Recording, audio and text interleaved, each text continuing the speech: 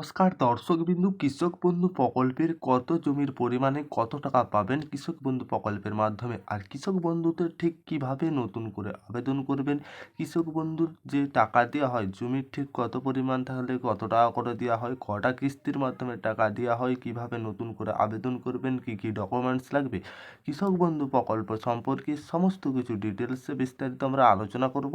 যেটা কৃষক বন্ধু প্রকল্পে বর্তমানে আপনারা যে আবেদন করবেন বা কৃষক বন্ধুতে অনেকে জানিয়েছেন যে অ্যাকাউন্ট চেঞ্জ করা যাবে বা কিছু সমস্যা থাকলে কৃষক বন্ধু রিলেটিভ যা সমস্ত কিছু সমস্যা থাকলে অবশ্যই আপনারা আমাদেরকে কমেন্ট করে জানাবেন, সমস্যার সমাধান করার চেষ্টা করবো। আর কৃষক বন্ধু প্রকল্পের কত পরিমাণ জমি থাকলে কত টাকা করে দেওয়া হবে কৃষকদের, এই কৃষক বন্ধু প্রকল্পের মাধ্যমে কত টাকা পাবে কৃষকরা, সমস্ত কিছু বিস্তারিত আলোচনা করব। ভিডিওটি শেষ পর্যন্ত দেখতে থাকবেন, উপকারে আসবে। আর আপনাদের কাছে তার আগে ছোট্ট একটি অনুরোধ, আপনারা যদি আমাদের চ্যানেলে প্রথমবার এসে থাকেন অবশ্যই চ্যানেলটিকে সাবস্ক্রাইবার করে অল নোটিফিকেশন অন করে রাখবেন।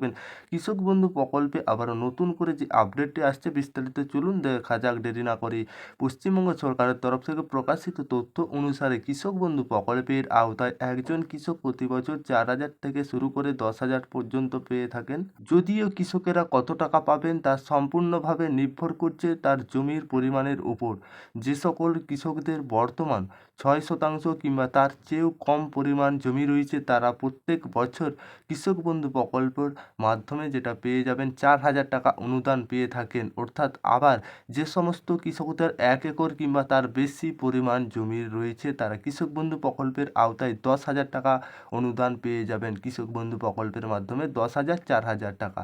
যদিও কৃষক বন্ধু প্রকল্পের সুবিধাভোগীদের কৃষকরা এই সম্পর্কে টাকাটি একেবারে পান না, তবে কৃষক বন্ধু প্রকল্পের অনুদানের টাকা কৃষক বন্ধুর ব্যাংকে 2টি কিস্তির মাধ্যমে ট্রান্সফার হয়ে যায়, যেটা বছরে 2টি কিস্তি দেওয়া হয় কৃষক বন্ধু প্রকল্পের আওতায় কারা কারা আবেদন করতে পারবেন, আপনি কি আবেদন করতে পারবেন? পশ্চিমবঙ্গ সরকারের তরফ থেকে জারি করা তথ্য অনুসারে পশ্চিমবঙ্গ বসবাসকারী 18 বছর বয়স কৃষক বন্ধু শুরু করে 40 বছর বয়সীরা এই কৃষকরা কৃষক বন্ধু প্রকল্পের আওতায় আবেদন জানাতে পারবেন।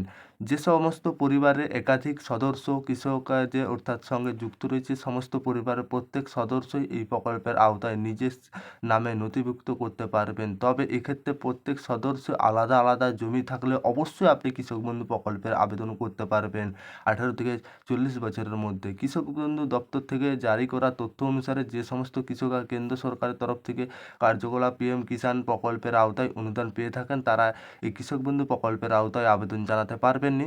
তাছাড়া সকলেই আবেদন জানাতে পারবে। পশ্চিমবঙ্গ বসবাসকারী যে সমস্ত কৃষক নিজস্ব নামে জমি রয়েছে তারা বর্তমান পশ্চিমবঙ্গ রাজ্য সরকারের অধীনে কর্মরত, যেটা কিংবা কেন্দ্রীয় সরকারের অধীনে কর্মরত, সেই সকল কৃষকরা কোনোভাবেই কৃষক বন্ধুর আবেদন করতে পারবেননি। তাছাড়া সকলেই কৃষক বন্ধু আবেদন করতে পারবে। কৃষক বন্ধু আবেদনের জন্য কী কী ডকুমেন্টস লাগবে? প্রার্থীদের জমির নিজস্ব নথি পরিচয় চাই, দলিলের সঙ্গে গ্রাম পঞ্চায়েত ওয়ারিশ সার্টিফিকেট চাই, আধার কার্ড চাই, ভোটার কার্ড চাই, প্রার্থীদের ব্যাঙ্ক অ্যাকাউন্টের সঙ্গে প্রথম পেজটায় জেরক্স চাই, প্রার্থীদের নিজস্ব পাসপোর্ট সাইজের ছবি চাই। তাহলেই আপনি কৃষক বন্ধু প্রকল্পের আবেদন করতে পারবেন।